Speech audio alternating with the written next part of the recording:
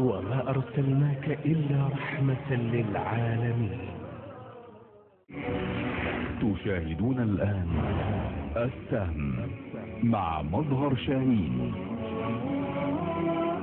سهم الإيمان انطلق زلزل قلوب الكافرين، والوعد لما صدق كان الشهور كان الأمين.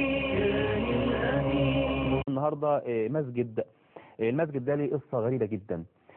المسجد ده بني في قرية طوخ مزيد مركز السلطة محافظة الغربية. من أسبوعين اتصل بيا اللي بنى المسجد اسمه الحاج شناوي أبو راضي. اتصل بيا علشان خاطر أروح أفتتح هذا المسجد ونصور ونحضر الافتتاح وما إلى ذلك. الكلام ده كان يوم الأربعاء. أنا كان عندي خطبة في ميدان التحرير، الخطبة اللي حضرها أعتقد الدكتور عصام شرف أو اللي بعدها في ميدان التحرير. فقلت له بس أنا مرتب إن هخطب الجمعة في ميدان التحرير الجمعة الجاية، وكنت بقالي فترة في التحرير، فأصبر عليا بس أسبوع واحد وأنا هاجي بكاميرا وهنصور عندك ونحضر الافتتاح وما إلى ذلك. رفض وأصر على الرفض وقال لي عشان خاطري طب حاول طيب كذا. أنا برضو كنت خلاص الترتيب اشتغل والناس مجهزين نفسهم وهبقى في التحرير. قلت له أنا ما أقدرش.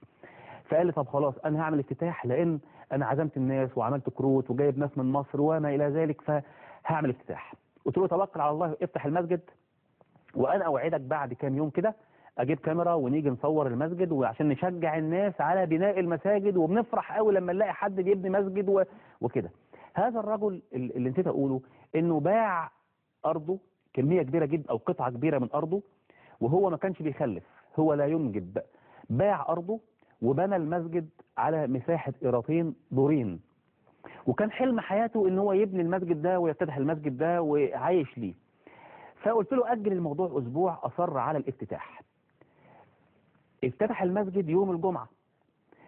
الجمعة اللي بعدها صباحا توفي هذا الرجل، رحل إلى ربه سبحانه وتعالى، توفي. فقلت سبحان الله، يعني لو كان ولو من الشيطان، لكن بقول يعني استجاب لي وأجل الافتتاح أسبوع زي ما قلت له، ما كانش حضر افتتاح المسجد. فالمسألة بالنسبة لي كان فيها موعظة، يعني إصراره وإن ربنا عز وجل يكافئه بإنه يحقق له أمنيته في إنه يفتح المسجد، وهو ما كانش بيخلف، فكان حاسس إن هذا المسجد هو ابنه وهو ذكراه وهو تخليد له بعد موته، وإنه يصر على الافتتاح وفي الوقت اللي أنا بعتذر له فيه وبعدين يموت بعدها بأسبوع. موضوع كان شدني زي ما أنا واثق إن هو شد حضراتكم دلوقتي. ربنا يرحمه رحمة واسعة إن شاء الله تعالى. فأنا وفاء للعهد، أنا كنت وعدت إن أروح أصور، رحت صورت هذا المسجد وعملت افتتاح على الضيق كده مع أهل المسجد وأهله، وصورت مع زوجته وصورت مع ناس من أهل البلد اللي هم يعرفوه، ويعني قعدنا شوية في المسجد. وكنت سعيد جدا إني بلبي دعوة أخ توفي وانتقل إلى رحمة الله سبحانه وتعالى. وكان يعني المسألة كانت مؤثرة جدا بالنسبة لي، وديت حسن الخاتمة. دي اللي أنا عاوز أقولها، يفتح مسجد ويموت، يبني مسجد ويفتتح ويموت، حسن خاتمة.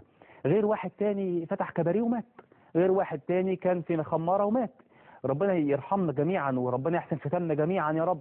لكن بقول يا سلام بقى لو نسعى كلنا في الخير، ويا سلام لو يكون آخر عمل لينا في حياتنا بناء مسجد أو بناء مستشفى أو بناء معهد أو كفالة يتيم أو هتبقى حاجة رائعة جدا. تعالوا نشوف المسجد في قرية طوخ مزيد مركز السلطة محافظة الغربية، وهنرجع تاني عشان أقول لكم برضو بعض التفاصيل المرتبطة بهذا المسجد إن شاء الله تعالى. سهم على الطريق في طوخ مزيد ونرجع لكم على طول. سهم الإيمان انطلق زلزل قلوب الكافرين. جينا النهاردة قرية طوخ مزيد مركز السلطة محافظة الغربية علشان نشوف مسجد له قصة مهمة جدا وفيه عبرة عظيمة جدا. هذا المسجد اللي بناه مات بعد ما افتتحه بأسبوع واحد، والحقيقة أن هذا الرجل لم يكن يتمنى شيء في حياته إلا أن يفتتح هذا المسجد. تعالوا نشوف قصة المسجد وقصة بناء هذا المسجد وقصة هذا الرجل الذي توفي بعد افتتاح هذا المسجد في أسبوع واحد. الجنة تبقى مصيره وعرضها السماوات.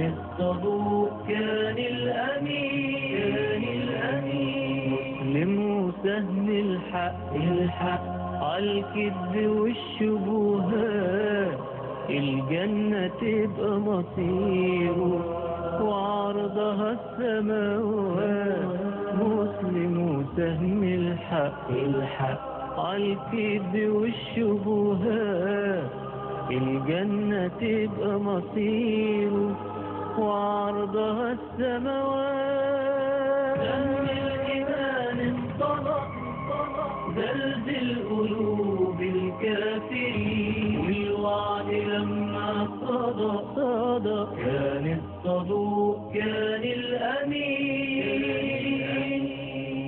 أستاذ عبد الهادي عبد العال، يعني ماذا تقول ويعني حسن الخاتمة التي يعني صاحبت المرحوم الذي بنى هذا المسجد تدل أو لها دلالات كثيرة، بماذا تقول؟ أقول بسم الله الرحمن الرحيم والصلاة والسلام على أشرف المرسلين. رحم الله الحاج الشناوي على ما قدمه من فعل الخير، وندعو أبناء بلدنا كلهم أن يحذوا حظوا للحاج الشناوي في عمل خير. ودلالة الخاتمة بتاعته إن ربنا افتكره بعد ما افتتح المسجد مباشرة بأسبوع واحد فقط، حتى لا يحمل إيقاب ربه وهو لا يحمل أي شائبة. وهذه أكبر دلالة على أن الحاج الشناوي كان من نسل طاهر، كان يفعل كل خير. وهذا الرجل لما مات عليه رحمة الله تذكرت قول الحبيب صلى الله عليه وسلم فيه، وهو يقول صلى الله عليه وسلم: إذا أراد الله بعبد خيرا استعمله. فقالوا: يا رسول الله وكيف يستعمله الله؟ قال الحبيب المصطفى صلى الله عليه وآله: يوفقه لعمل صالح ثم يقبضه عليه. كان يخاف الله ويراقبه في عمله، وكان كل البلد تحبه كلها، وكانت البلد كلها ترغبه لأنه كان راجل صالح وكان راجل طيب وكان فاعل خير في كل حتة. ولو اتكلمنا عن الحاج الشناوي ما يعني كلام ما يكفيه، لأن احنا يعني السن اللي بيني وبينه 26 سنة، طلعت أب وأخ وفيه كل الصفات الحلوة، وكان دايما يعطف على الغلابة والمساكين. ابن القرية، ابن طوخ مزيد، لما كانت تبقى واحدة غضبانة كان بيروح يصلحها، جماعة متضاربين كان بيقعد ما بينهم وبيصلحهم. لو كان واحد محتاج مبلغ سلف أو واحدة في المستشفى أو أي حد عايز أي فعل خير كان بيقوم به. كان راجل عطوفا ملم بجميع الصلاحيات في البلد، كان علم بالنسبة لطوخ مزيد، والد وكل صفاته مسلم ويعرف ربنا، وآخر ما عمله بناء المسجد. فهذه حاجة يعني تدل عن انه كان راجل يعرف ربنا كل شيء. هذا الرجل انا اغبطه لان من يعني حسن خاتمته تدل على عمله، فكان رجلا عليه رحمة الله نحسبه كذلك ولا نزكيه على الله. كان رجلا طيبا مخلصا، كان محبا للفقراء والمساكين، وكان دائما يفعل الخير. لا اريد ان اطيل في اطرائه، فكفاه هذه الخاتمة أن افتتح المسجد في جمعة، وفي الجمعة الثانية صلي عليه في هذا المسجد وتوفاه الله. فخيركم من طال عمره، صدق رسول الله صلى الله عليه وسلم، وحسن عمله. نسأل الله تبارك وتعالى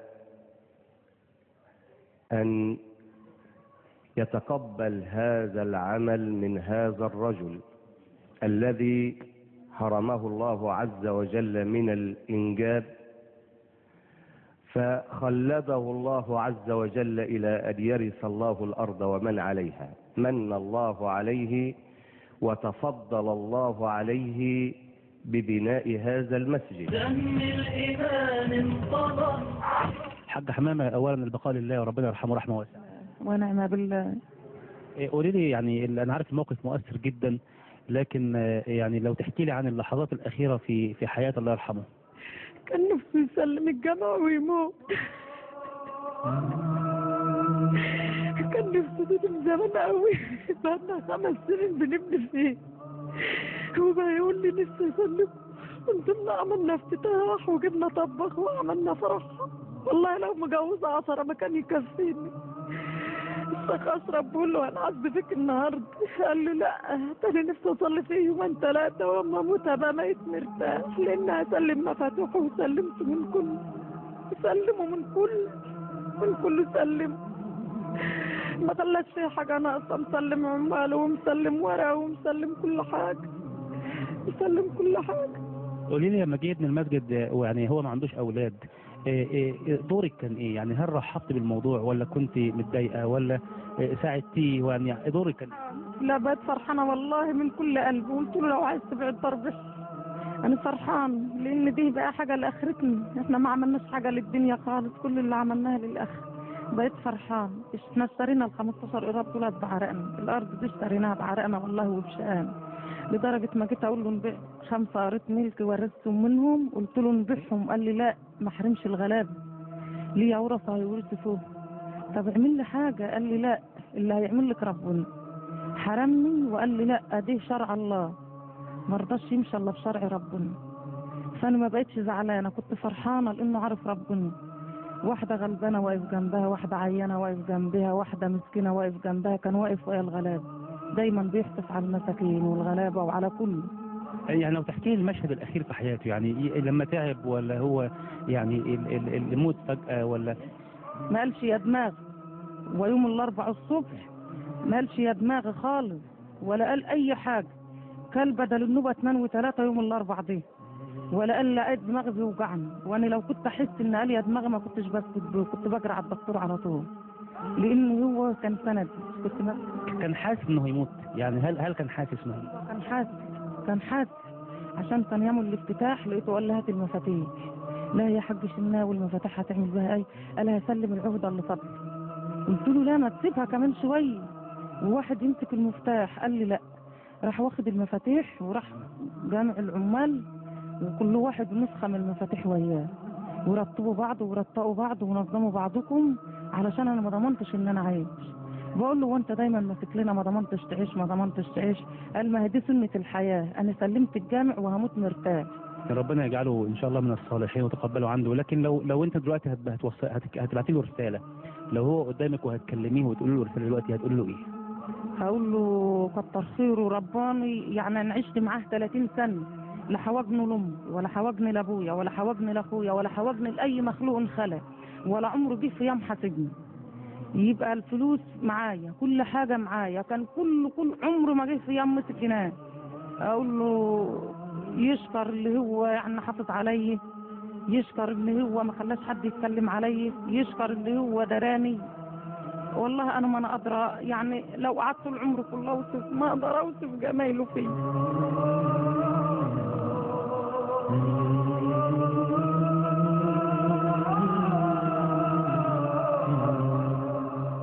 سم الإيمان انطلق، زلزل قلوب الكافرين، والوعد لما صدى كان الصدوق كان ربنا يرحمه رحمه واسعه وتقبله عنده من الصالحين ان شاء الله تعالى. طبعا لازم طبعا كل واحد ياخد حقه. في ناس تعبت برضه مع الحاج شناوي الله يرحمه في المسجد، وفي ناس ساهمت في المسجد في هذا المسجد، منهم طبعا وعلى رأسهم رجل الخير المعروف عنه بالخير دائما في الغربية عموما وفي هذه القرية خصوصا، المستشار مصطفى عبيد.